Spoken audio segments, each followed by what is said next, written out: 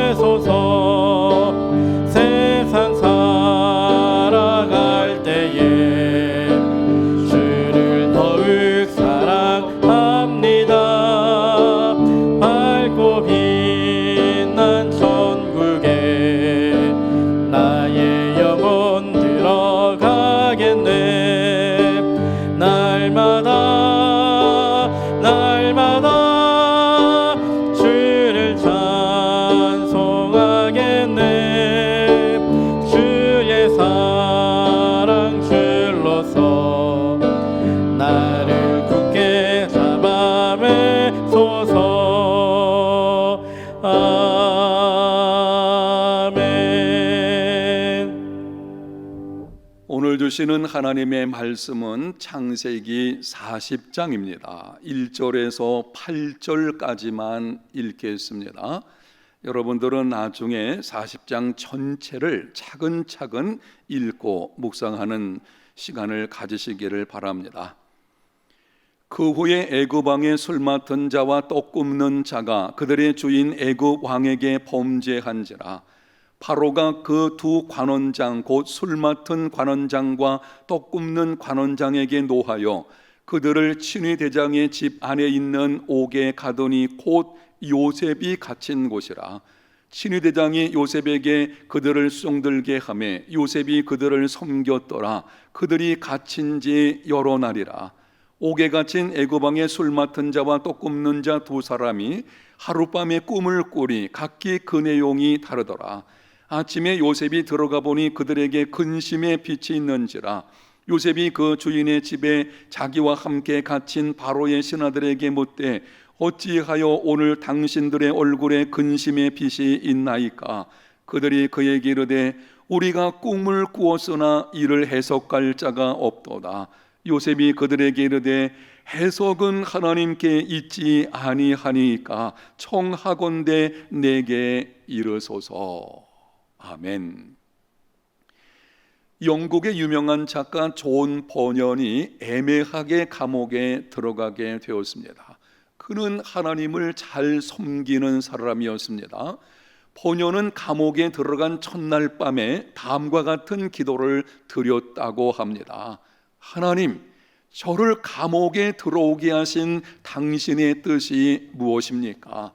이 감옥에서 시간을 낭비하지 않도록 도와주십시오. 그래서 저를 이곳에 오게 하신 하나님의 뜻을 다 이룰 수 있도록 해 주십시오. 그는 이튿날부터 감옥에서 한 편의 소설을 쓰기 시작했습니다. 그 소설이 유명한 철로 역정입니다.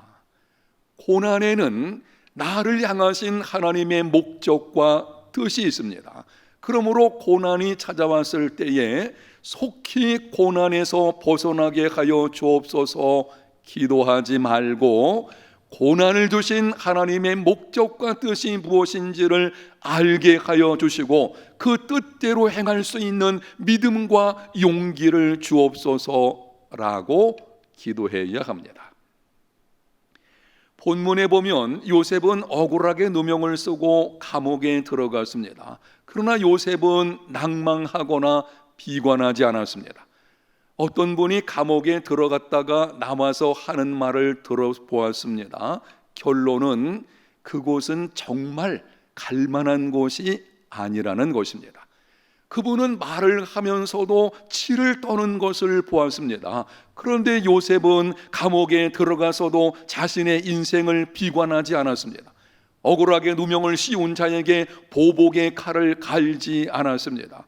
오히려 7절에 보면 요셉이 바로의 관원장들에게 물었습니다. 당신들이 오늘 어찌하여 근심빛이 있나이까? 다른 사람을 걱정하는 것입니다. 억울하게 기막힌 고난을 당하면서도 다른 사람을 위로하고 도와주려는 것입니다. 이것이 그리스도인의 삶의 자세입니다.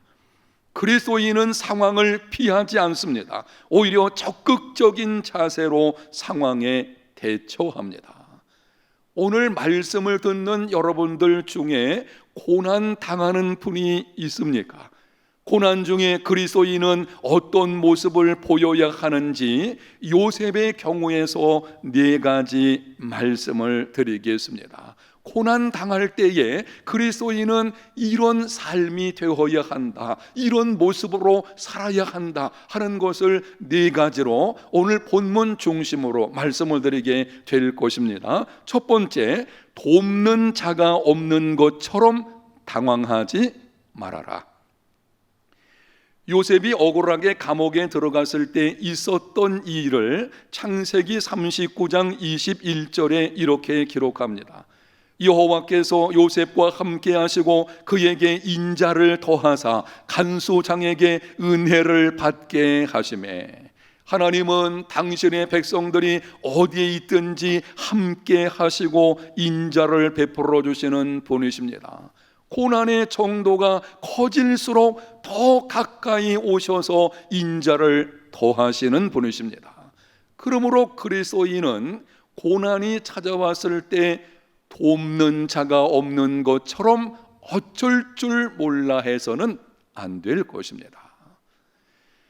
어떤 사람이 천국에 갔을 때 자신이 걸어온 인생 여정을 말해주는 발자국들을 보았습니다.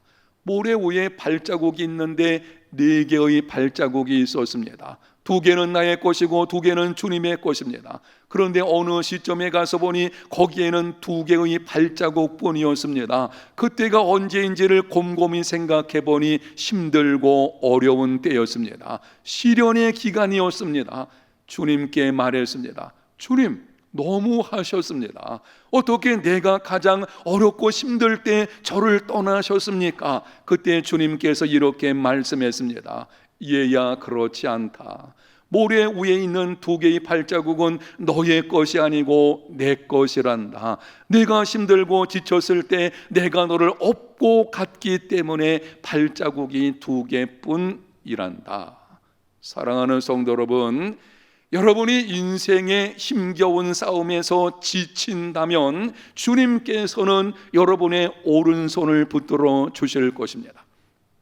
그러나 여러분이 완전히 지쳐서 걸어가기 힘들 정도가 되면 주님께서 여러분을 업고 가실 것입니다. 그 주님의 사랑 때문에 오늘 우리가 이만하게 믿음 생활하는 것입니다. 그 주님의 사랑 때문에 앞으로도 믿음으로 살아가게 될 것입니다. 돕는 자가 없는 것처럼 당황하지 마십시오. 주님은 언제나 우리와 함께 하십니다.